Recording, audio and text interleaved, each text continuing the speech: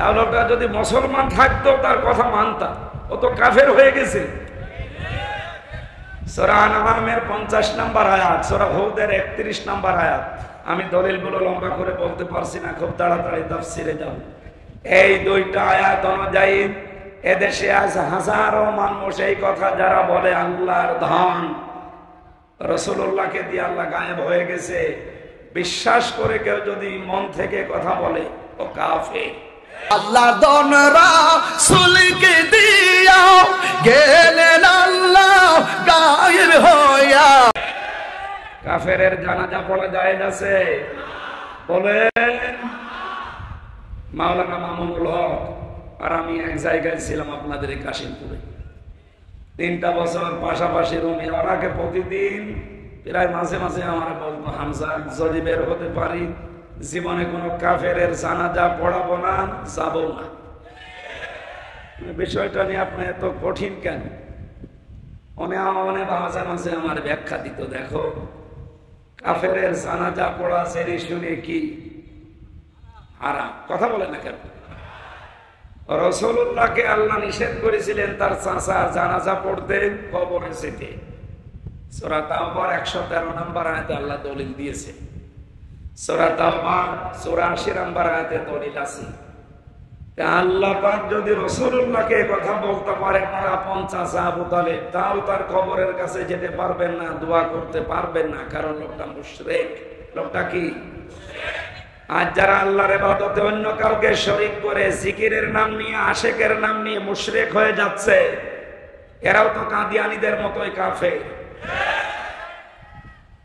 খ্রিস্টান মিশনারি কাদিয়ানীরা যা করছে নীরব আন্দোলনের মাধ্যমে, আর এরা সরব আন্দোলন শুরু করে ওরা ওদের কাজকে এগিয়ে দিচ্ছে।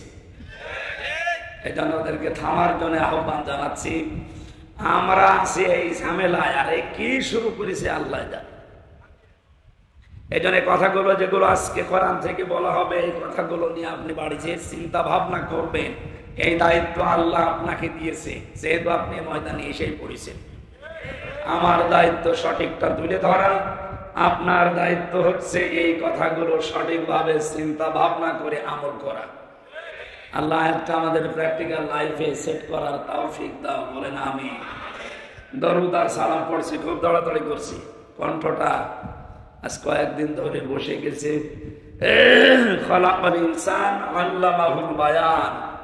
আল্লাহ বলেন মানুষ বানিয়েছি আমি, আর কথা বলা শিখিয়েছি আমি। আমার আগে যিনি কথা বলছিলেন যে আল্লাহ আমাদেরকে কুকুর, শৃগাল, হাঁস, মুরগি এ সমস্ত সৃষ্টি না বানিয়ে আশরাফুল মাখলুকাত বানিয়েছে। খালাকাল ইনসান, মানুষ বানিয়েছে কে? আল্লামাহুল বায়ান, মানুষকে কথা বলা শিখিয়েছে কে? বিজ্ঞান এখন এই কথাটা নিয়ে প্রমাণ করছে। বিজ্ঞান জানিয়েছে মানুষকে এই কয়েক ইঞ্চি জায়গা থেকে এক একটা কথা বের হতে 27টা স্তর পার করা লাগে।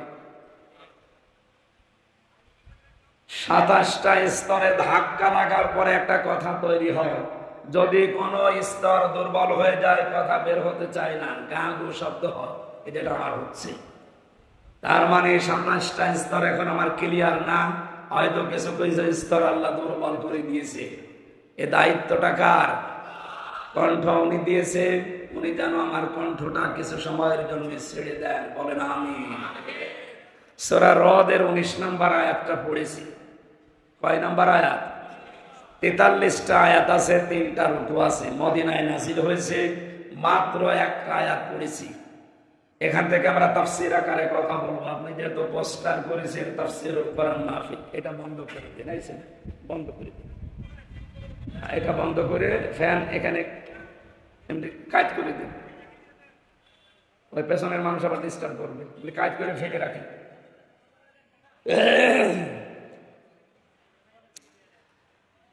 আমার ভাইরা, কোরআনে কারীম থেকে কথা শুনতে হলে আমি এর আগে বহু তাফসীর মাহফিলে বলেছি 5টা বিষয় খেয়াল করা লাগে। কয়টা? এটা যেহেতু ওয়াজ মাহফিল না, ইসালে সওয়াব না, মিলাদ মাহফিল না, ওরস শরীফ না, নওরস শরীফ না, খসরস শরীফ না, এটা তাফসীর মাহফিল। আর তাফসীর করেন সরাসরি রাসূলুল্লাহ। রাসূলুল্লাহ এখন নেই, ওই দায়িত্ব এখন রাসূলের ওয়ারিসদের। সুতরাং মেম্বারটা অনেক দামি জায়গা, এটা বড় আমানত। এই আমানতটা যদিও আজ অনেকে উল্টা পাল্টা করে নাচানাচি করে নষ্ট করে ফেলেছে, আমরা এটা নষ্ট হতে দিতে চাই না। যতটুকু পারি হক আদায় করে এখান থেকে কথাগুলো ডেলিভারি দিতে চাই ইনশাআল্লাহ। কণ্ঠটা আল্লাহ তোমার কাছে আমি ভিক্ষা চাচ্ছি, একটু ছেড়ে দাও, জবান খুলে পড়েন।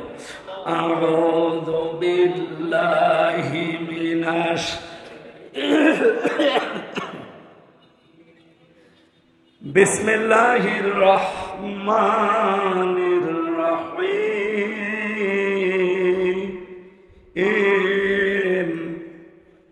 আফামান ইয়ালামু আন্নামা উনজিলা ইলাইকা মির রাব্বিকাল হক কামান হুয়া আ'মা ইন্নামা ইয়াতাযাক্কারু উলুল আলবাব।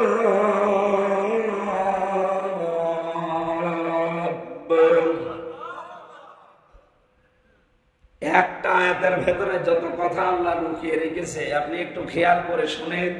এই আয়াতে আপনাকে আজকে জান্নাতের পথ দেখিয়ে দিতে সক্ষম ইনশাআল্লাহ। আল্লাহ পাক বলেন, হে নবী, আপনার প্রভু আপনার উপরে যেটা নাযিল করেছে, যারা এটা বিশ্বাস করে আর যারা বিশ্বাস করে না, এর প্রতি অন্ধ আচরণ করে, তারা কি কখনো সমান হতে পারে?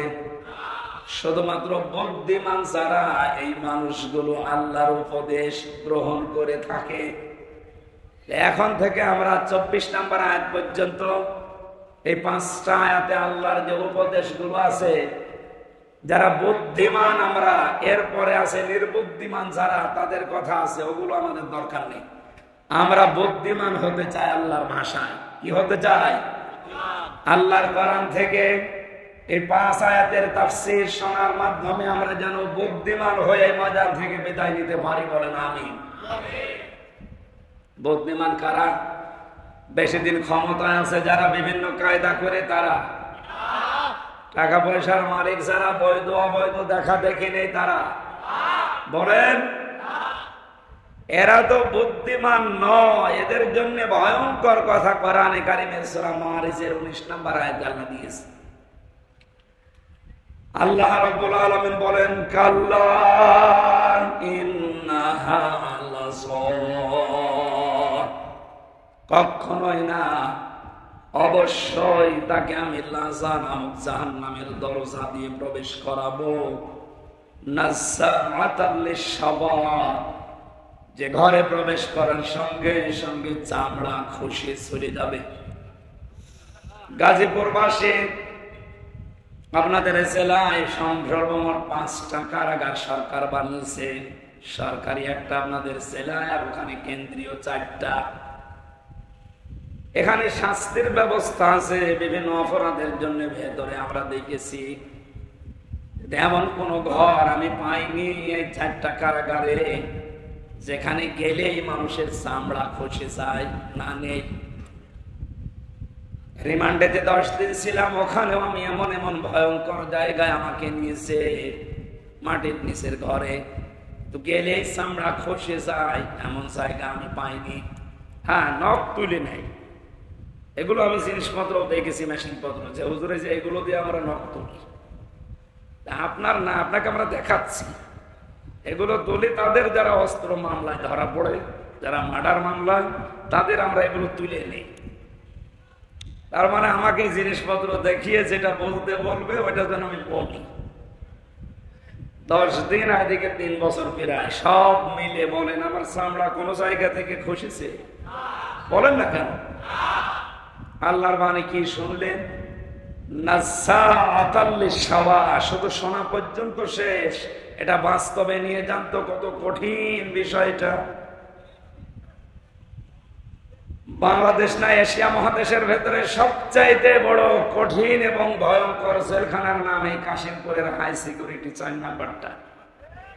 এর ভেতরে শতাব্দী বিল্ডিং আছে, সবচাইতে বড় মারাত্মক জায়গা এটা। 24 ঘন্টা তালা লাগিয়ে রাখে। এত কঠিন জায়গায় থাকার পরও আমাদের চামড়া ওঠে না। খাবার দাবার সমস্যা ছিল, ঠিক আছে। এবার বলেন, আল্লাহ যে বর্ণনা দিলেন, যে ঘরের কথা বললেন, কিভাবে আল্লাহ বানিয়েছেন যে সেখানে গেলে আগে চামড়া খসে যায়? তার মানে ওখানে এরকম মেশিন পত্র লাগানো আছে। কথা বলেন।